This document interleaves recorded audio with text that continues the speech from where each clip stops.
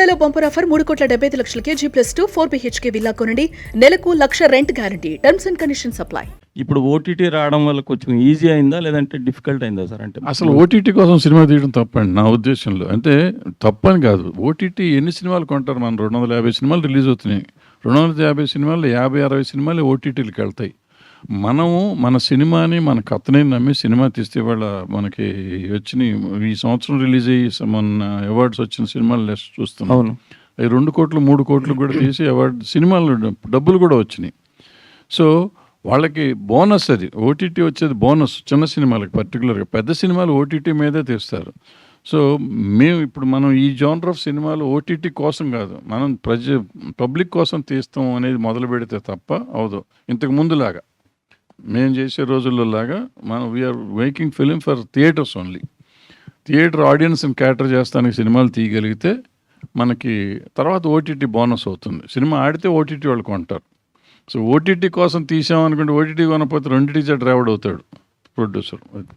Okay Jagapathi గారు, మీరు అదేనండి, మీరు లెజెండ్ చేసే ముందు మీరు చాలా నష్టపోయారు కదా, ఇట్లానే ఇన్వాల్వ్మెంట్ అయ్యి సినిమాల్లో మీ సినిమాలు రిలీజ్ అవ్వడం కోసం చాలా నష్టపోయారు కూడా మీరు. మళ్ళీ ఇప్పుడు చాలా సంవత్సరాల తర్వాత మీ ఇన్వాల్వ్మెంట్ చాలా ఎక్కువ కనబడుతుంది. ఎందువల్ల అంటే ఎందుకు ఆ థాట్ వచ్చింది మళ్ళీ మీకు?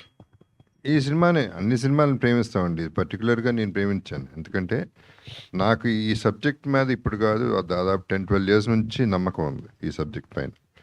దానికి తగ్గ ప్రొడ్యూసర్స్ దొరికారు నాకు.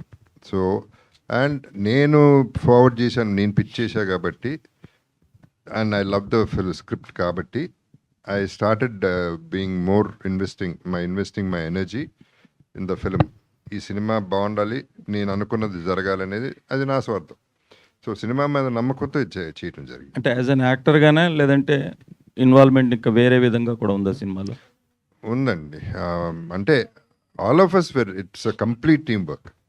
అందరూ డైరెక్టర్స్ ఈ సినిమాకి, అందరూ డైలాగ్ రైటర్సే, అందరం కలిసి చేసాం ఈ సినిమా.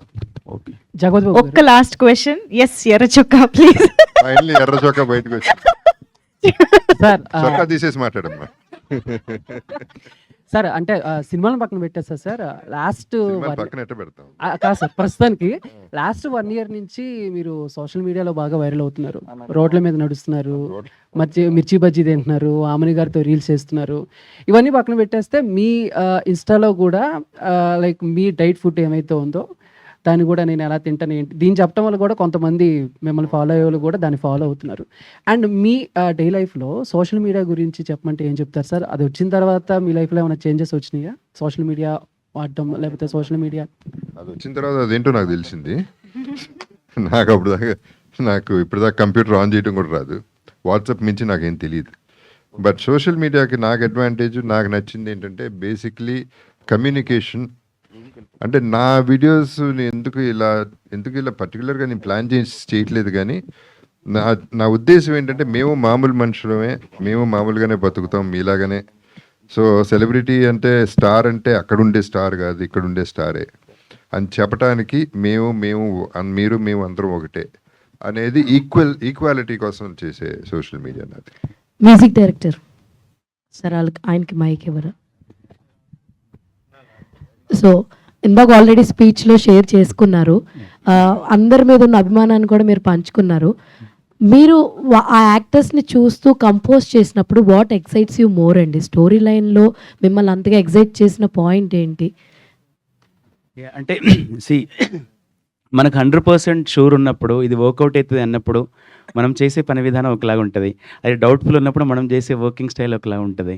సో నాకంటే 100% షూర్ ఉండే అండి ఫస్ట్ నుంచి. అంటే ఇప్పుడు సార్కి ఇన్వాల్వ్ అవ్వాల్సిన అవసరం లేదు కదా, జగదోబ్ సార్ కానీ అంటే వేరే క్రాఫ్ట్స్లో కూడా. సో వాళ్ళు ఇన్వాల్వ్ అవుతున్నారంటే 100% షూర్ కదా. సో వాళ్ళంతా నమ్మినప్పుడు నేనెంత నమ్మాలి? ఇంకా సార్ ఆల్రెడీ వాళ్ళందరూ ప్రూవ్ చేసుకుని ఒక స్టేజ్లో ఉన్నారు, ఇప్పుడు నేను ప్రూవ్ చేసుకునే స్టేజ్లో ఉన్నా. సో డెఫినెట్గా అది మోర్ ఎగ్జైట్మెంట్ అండి. అంటే అందరు ఇంత నమ్మకం పెడుతున్నప్పుడు నేను దానికి డబుల్ నా భుజాల మీద మోసి, అంటే 100 మంది శక్తిని నేను మోసి దానికి మ్యూజిక్ చేయాలి. సో అది మోర్ ఎగ్జైట్మెంట్, నమ్మకం అంతే. All the very best and Jaggu sir. Sir actually చాలా స్టైలిష్గా కనబడుతున్నారు గ్లిమ్స్లో, చాలా బాగుంది. Who is stylish for this film? And మీ లుక్ డిజైన్ కూడా చాలా బాగుంది. సో ఎవరు చేశారు sir? Chota K Naidu. Okay, I think we're winding up కాబట్టి ఒక చిన్న జ్యూసీ బిట్ ఏంటంటే లయాకి హృతిక స్క్రాచ్ చేస్తే ఇష్టం, అదేంటో మీరు చూసుకోండి.